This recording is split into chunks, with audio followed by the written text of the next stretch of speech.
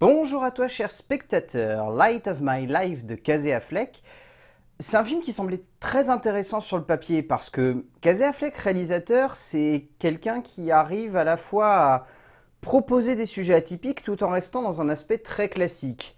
Et étrangement, ce film sur le papier n'avait rien de très classique par rapport à ce qu'il a fait précédemment, j'entends.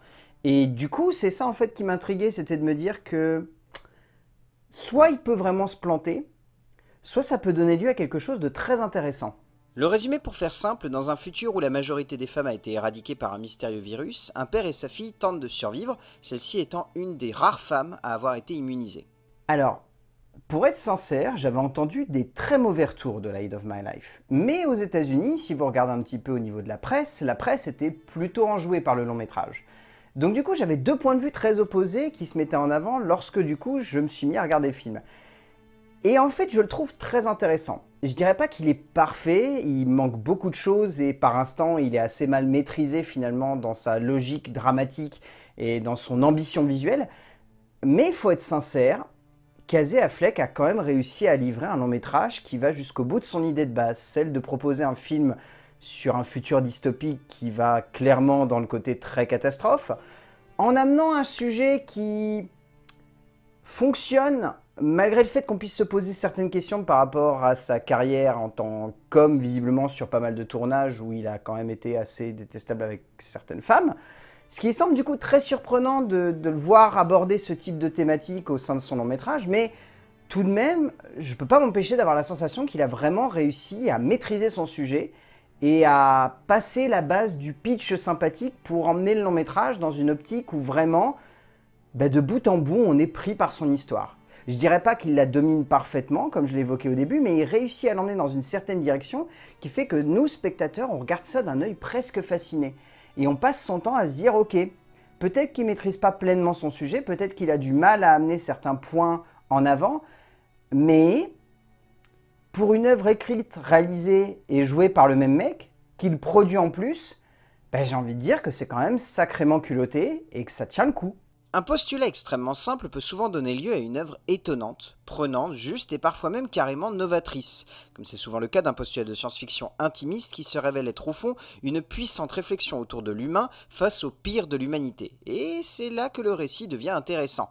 Ainsi, Casey Affleck, pour sa nouvelle réalisation, choisit de nous embarquer dans un trip qui ne sonnera pas forcément comme l'œuvre la plus originale dans son pitch de base et dans sa forme. Mais passé cela, le metteur en scène américain cherche avec beaucoup de justesse à nous embarquer dans un film intime et juste qui marque par sa sobriété. En termes d'écriture, Casey Affleck pose une base, donc comme ce que je disais au début, qui est assez simple, c'est-à-dire une espèce de monde dystopique dans lequel la majorité des femmes est malheureusement décédée suite à une étrange maladie qui se nomme le TBQ, si j'ai bonne mémoire. Et le but, c'est de montrer ce personnage de père qui a une fille qui cherche le plus possible à cacher pour la protéger. Et en fait, c'est assez surprenant parce que le film, en termes de pure écriture, fait penser à beaucoup de choses qui sont sorties dernièrement. Mais vraiment beaucoup de choses. Ça fait penser à plusieurs longs métrages qui ont évoqué les mêmes types de thématiques dernièrement. Ça fait penser à des jeux vidéo, évidemment. On a tous en tête à l'heure actuelle The Last of Us, qui est clairement une référence, je pense, dans la tête de Casey Affleck lorsqu'il a décidé d'écrire ce scénar. Et il y a plein de trucs comme ça. Le film, là-dessus, en termes de conception, d'écriture et de référence, a vraiment les plus gros handicaps du monde. C'est-à-dire que sur le papier, ça pourrait être hyper sympa et ça pourrait vraiment avoir de la gueule. Mais si on prend toutes ces références que Casey Affleck a dû avoir en tête lorsqu'il a composé le scénar, du coup on se dit ouais, ça aurait pu être un peu plus original et poser des trucs plus intéressants. Et c'est lorsqu'on va dans les détails qu'on se rend compte que l'écriture est bien plus fouillée que ça. C'est-à-dire que, comme je disais, la base donc est hyper référencée. Mais dès le moment où on sent que Casey Affleck a envie d'écrire une toute petite séquence, un raccord, une quête, un personnage, là il cherche vraiment à créer quelque chose qui va avoir une réflexion. Notamment, sans l'évoquer trop parce que sinon ça sera un peu du spoil, la dernière maison dans laquelle vont se retrouver les deux personnages principaux, c'est une maison qui va parler d'un point de vue biblique, d'un point de vue religieux, d'un point de vue métaphorique. C'est un moment où on va se dire, ok, là il a envie de poser des choses qui sont beaucoup plus profondes que simplement des références qu'il aurait piochées à gauche et à droite.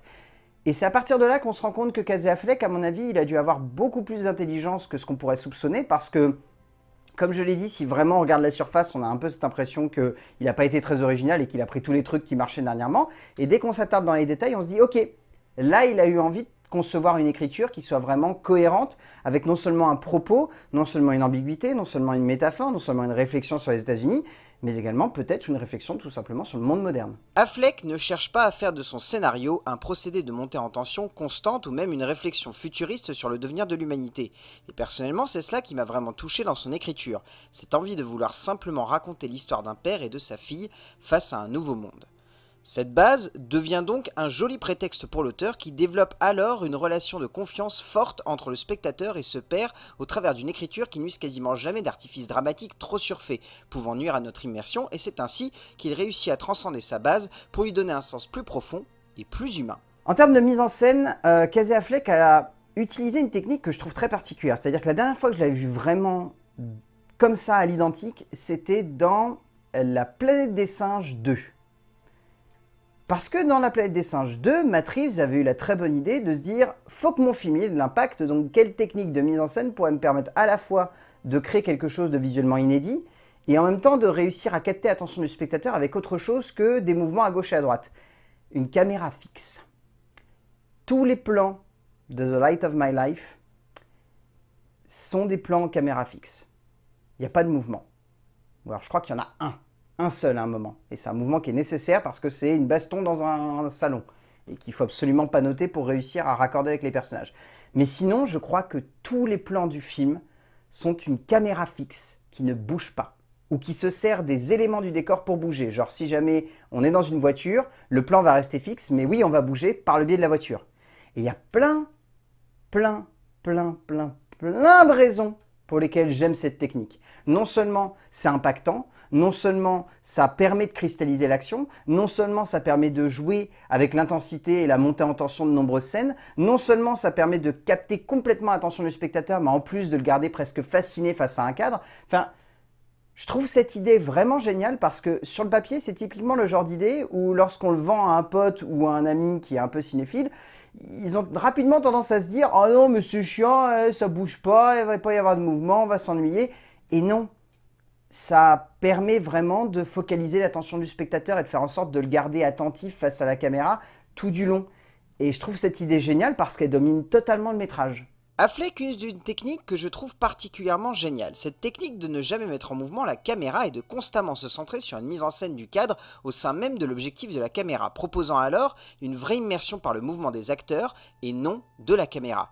Cherchant alors constamment à mettre en relief les actions de ses personnages, quitte à peut-être risquer de les perdre de vue durant une fraction de seconde, c'est ainsi que le cinéaste développe une scénographie atypique et forte qui parvient avec beaucoup de justesse à jouer avec les décors, les ambiances, le style et la forme d'un récit qui deviennent alors passionnants et presque fascinants. En termes de casting, je trouve déjà que Anne Pionski, qui joue donc la jeune fille, est impressionnante, mais vraiment impressionnante. Je la trouve très juste, elle n'a pas besoin d'en faire des caisses et elle dégage quelque chose de très sincère.